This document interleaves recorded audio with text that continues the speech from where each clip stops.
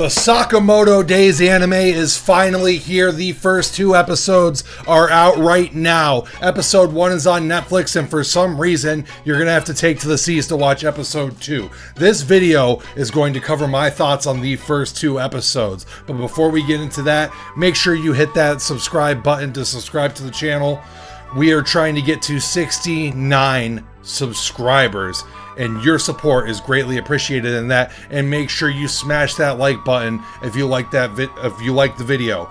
So now, without further ado, Sakamoto Days, first 2 episodes. What did I think of it? Was it peak? Was it trash? Well, I gotta tell you, I enjoyed it. I enjoyed both the first 2 episodes. I think I'm really going to like this anime. I haven't read the manga, so I don't know what's going to happen, but I can only assume that once we get into some more extended story arcs and the fights get a little bit more serious, that I'm only going to enjoy the show more and more. But for now, I'm liking getting to know some of the characters. The first 2 episodes are just kind of establishing the characters, and most importantly, we're establishing the fact that Sakamoto is him. This dude is the Michael Jordan of killing people. He just takes everybody out. He's got no problems. He is the greatest of all time. And what I really like about this show is that it is Sakamoto Days is redefining the Giga Chad. Get this out of here. That's no longer relevant. This is what Aura looks like in 2025. So in the first episode, it opens up with this sequence, and I thought it was honestly a really cool sequence of just Sakamoto. He's just killing dudes. I don't even know how many dudes. He's just killing everybody. And then it cuts forward to he meets a girl, and then they get married. They fall in love. They get married. They have a kid. He's shooting up the club, and then he gains weight. He retires from being an assassin. He's now a convenience store clerk. They have their own family convenience store.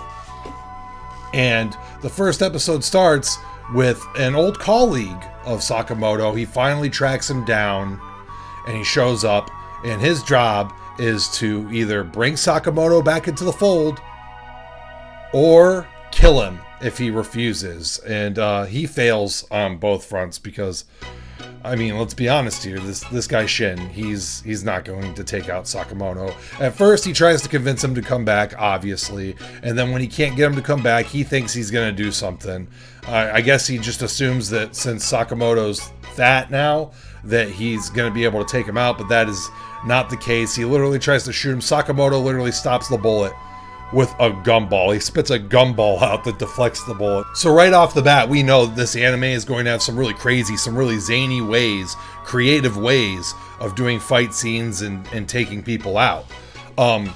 So eventually, Shin fails, and he ends up seeing why Sakamoto left his past life behind him and why he has a family now. And it basically comes down to having a pretty wife and tasty food. I think that's Shin's big realization. It's super profound.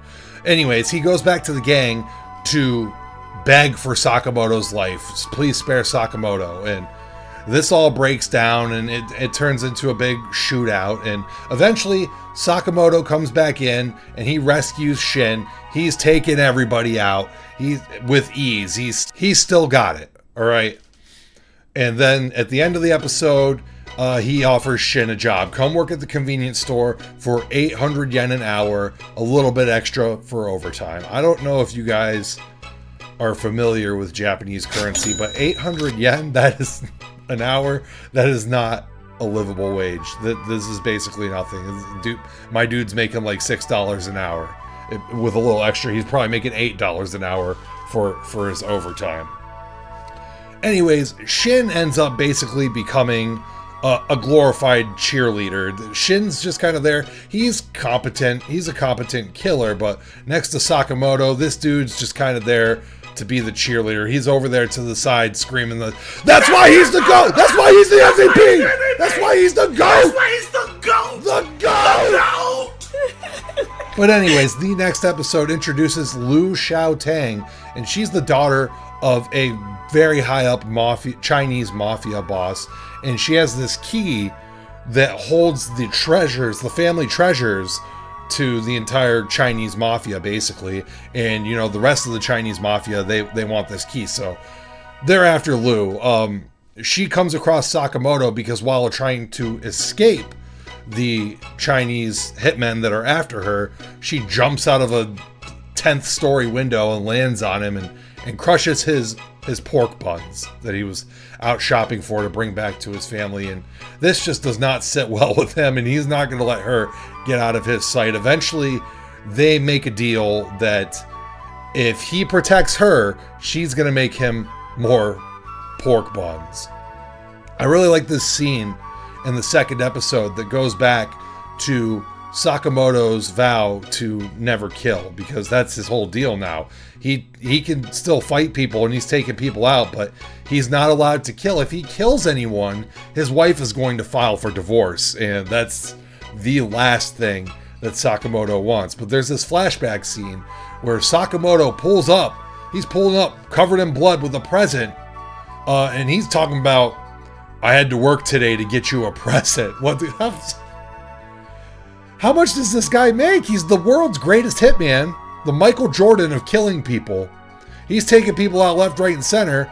We eventually see that he's going to get a 1 billion yen bounty on his head. Now, I don't think that any of the jobbers that he's been taking out were worth 1 billion yen, but he's got to be at least a millionaire. What's he got to work for? I mean, he did just retire like that and open a convenience store, so we know he's got money, but this dude's talking about, I had to work to get you a present. To be honest, we don't know what was in the present. We never see. It could have been like a really, really like expensive piece of jewelry. We don't know, but this dude. So then, anyways, in the second episode, there's 2 more hitmen that Sakamoto's got to take out. And these ones look a little bit more threatening than the guys he was fighting in the first episode, but it does not matter. Okay, Sakamoto just takes these guys out with ease. They are bums. They are jabronis. They are garbage. Get these bums out of here. Sakamoto, the GOAT, they can't stand in front of this guy. He's punching them in the face, crushing them with refrigerator. He's deflecting attacks with spatulas and then crushing them with a refrigerator. And so, again, there's more creative ways of how these fights are playing out. He's finding creative ways to, I guess, not kill people. If you got crushed by a refrigerator, you would die, but whatever. That's how things go. These are strong hitmen, so I guess he could tank getting crushed by a refrigerator. But anyways, the episode ends. Lu Xiaotang, she's now got a job. She's got an apron. Everybody's got aprons.